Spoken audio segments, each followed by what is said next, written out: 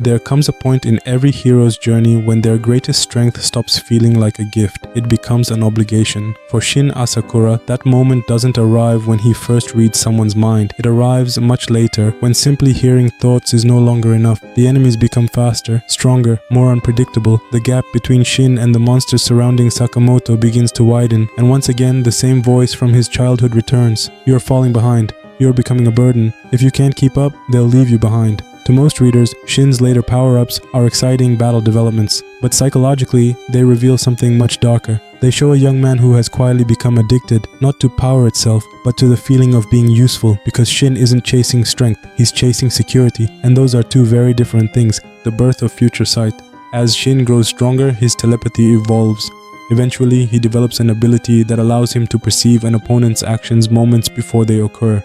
To an outside observer, this looks like a natural progression, a psychic becoming more psychic. But psychologically, it represents something fascinating. Human beings naturally build habits around their greatest strengths. Athletes trust their reflexes, musicians trust their ears, mathematicians trust logic, Shin trusts anticipation. Instead of reacting to reality, he begins reacting to expectation. This subtle shift changes the way his brain processes combat. Rather than reading movement itself, he increasingly depends on reading intention before movement exists. At first, this makes him dramatically stronger. His reaction speed improves, his confidence increases, his survival odds rise. But every adaptation carries a hidden cost. The stronger the shortcut becomes, the weaker the underlying skill may become. Cognitive dependency, when a gift becomes a crutch. Psychologists often discuss something called cognitive dependency. This occurs when a person relies so heavily on one mental strategy that other abilities stop developing at the same pace. Think about modern GPS. Many people who constantly use navigation systems become worse at remembering routes, not because they're less intelligent, because their brains outsource the task. Shin experiences something remarkably similar. His telepathy becomes his psychological GPS. Instead of reading subtle muscle tension, he reads intent. Instead of relying purely on observation, he relies on thoughts. Instead of trusting instinct, he trusts telepathy. For years, this strategy works brilliantly. His power compensates for countless situations, but then he encounters opponents who don't fight the way normal people do, and suddenly, his greatest advantage becomes unreliable. Kanaguri, the man who couldn't be read. Among Shin's most psychologically important opponents is Kanaguri. Most discussions focus on how difficult the fight is, but the deeper significance lies in why Kanaguri is so difficult. Kanaguri is obsessed with filmmaking. He doesn't approach combat like a conventional assassin. He approaches it like an artist chasing the perfect scene. His actions emerge from instinct, improvisation, and creative impulse. He changes direction in ways that aren't fully planned. His conscious thoughts fail to provide Shin with a complete roadmap. For perhaps the first time, Shin's telepathy cannot give him certainty. Imagine spending your entire life walking with perfect vision, then suddenly entering complete darkness. That is what Kanaguri does to Shin. He strips away the mental shortcut Shin unconsciously depends upon. Psychologists describe this kind of experience as schema disruption. A schema is a mental framework that helps us predict the world. When reality suddenly violates that framework, people often experience confusion, hesitation, or even panic. Shin's combat schema has always been: read the mind, predict the action, respond. Kanaguri breaks that sequence. Now Shin must do something he's rarely had to do: trust his own body. Panic and cognitive overload. What happens when your primary coping mechanism fails? For many people, performance drops dramatically. Pilots under extreme stress may overlook obvious details. Athletes can choke under pressure. Students forget information they knew perfectly the night before an exam. This isn't because intelligence disappears, it's because the brain becomes overloaded. Shin experiences a similar phenomenon. Without dependable telepathic guidance, his brain suddenly has to process everything manually. Body language, foot placement, weapon angles, timing, distance, momentum. These are things elite fighters constantly analyze. Shin certainly possesses these skills, but for years, telepathy has carried much of that burden. Now, under extreme pressure, his brain must perform several complex tasks simultaneously. The result is cognitive overload. His mind races, his reactions slow, not because he's weak, because he's adapting in real time. Gaku and the psychology of self-sacrifice. If Kanaguri exposes Shin's dependence, his battle with Gaku exposes something even deeper: his willingness to destroy himself. Throughout this series, Shin repeatedly pushes beyond safe limits. He strains his abilities, he exhausts his body, he risks permanent consequences. Many shonen protagonists do this, but Shin's motivations deserve closer examination. Healthy courage asks, What risk is worth taking? Trauma often asks. How much of myself must I sacrifice before I deserve to survive? This difference is enormous. When Shin overuses his psychic abilities, he isn't merely gambling with victory, he's unconsciously reenacting the belief that his body exists primarily as a tool for protecting others. His suffering becomes proof of commitment. Pain becomes evidence that he's trying hard enough. This mindset appears in real life among caregivers, medical professionals, and people with deeply ingrained perfectionism. They don't stop because they physically can't continue. They stop only after breaking. Shin follows the same pattern. Why he never knows when to stop. One of Shin's defining psychological weaknesses is poor self-preservation. He consistently underestimates the importance of his own well-being. This doesn't come from recklessness alone. It comes from identity. If your self-worth depends on usefulness, rest feels selfish. Recovery feels lazy. Limits feel like failure. Think about how often Shin worries about other people's safety before his own. His internal priorities almost always look like this. Protect everyone. Complete the mission. Make sure Sakamoto doesn't carry everything alone. Think about myself. Notice where self-care appears. Last, trauma often produces exactly this hierarchy. Children who learn to earn love through helping others frequently become adults who cannot relax without feeling guilty. Shin isn't simply brave. He's uncomfortable believing he deserves protection too. Learning to fight without reading minds. Ironically, Shin's greatest growth begins only after his greatest advantage becomes unreliable. This reflects an important psychological principle. Growth often begins where certainty ends. Once Kanaguri forces him out of dependence, once stronger enemies expose his weaknesses, Shin begins developing something deeper than telepathy. He develops trust in himself, not his powers, not predictions, himself. His instincts sharpen, his observational skills improve, his confidence slowly shifts from, "I know what they'll do," to "whatever they do, I'll adapt." This is one of the healthiest psychological transitions in the entire manga. Confidence based on external tools is fragile. Confidence based on personal adaptability is resilient. Shin slowly moves toward the second kind. Strength is no longer about catching up. Throughout much of his journey, Shin believes strength means standing beside Sakamoto without slowing him down. But real maturity changes the question. Instead of asking, "Am I strong enough?" he gradually begins asking, "How can I protect people in my own way?" This shift is subtle, yet it changes everything. He stops trying to become another Sakamoto. He starts becoming the best version of Shin Asakura. Psychologists call this identity integration. Rather than copying an idealized role model, a person accepts both their strengths and limitations while developing an authentic sense of self. For Shin, this is perhaps the greatest victory of all, not because he's finally stronger, but because he's finally beginning to understand that his worth was never supposed to depend solely on strength in the first place.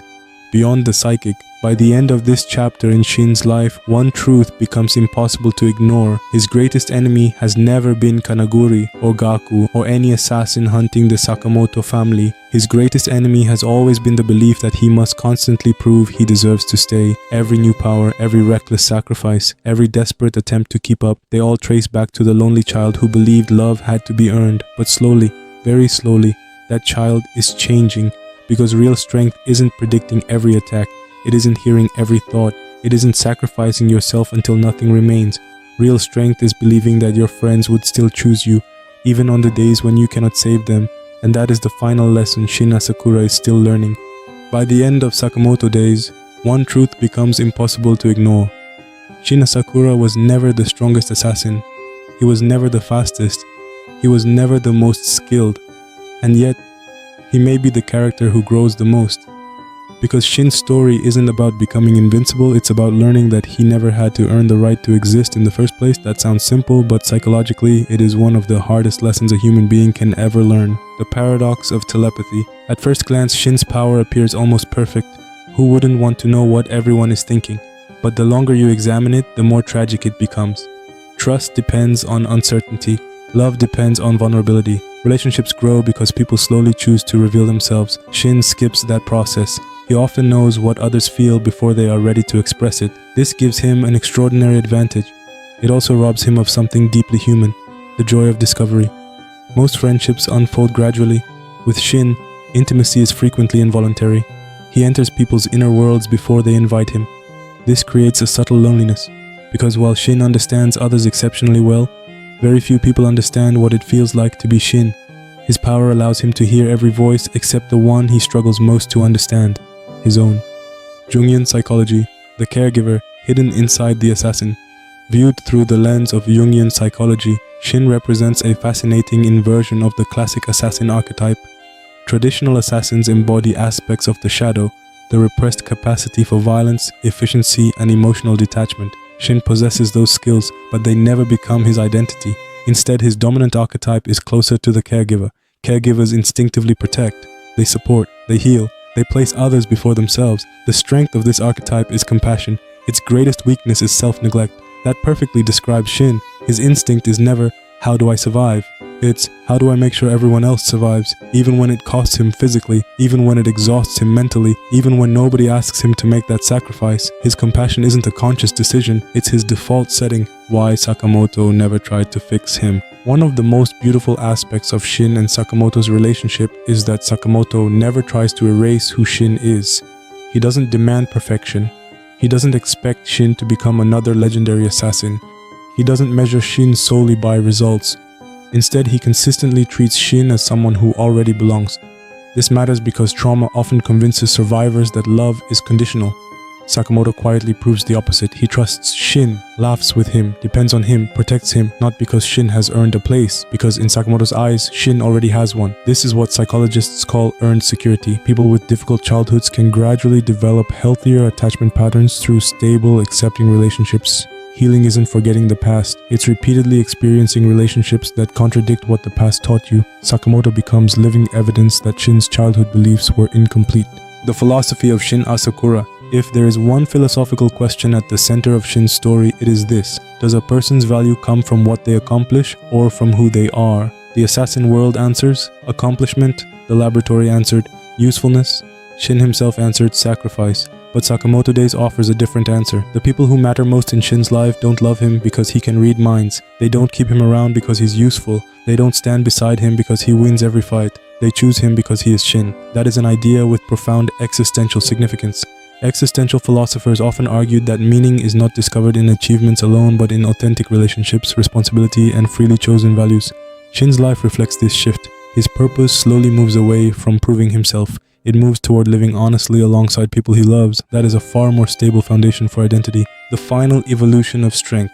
When Shin first entered the story, he believed strength meant never falling behind. Later, he believed strength meant protecting everyone. By the end of his psychological journey, strength becomes something quieter. It becomes trust.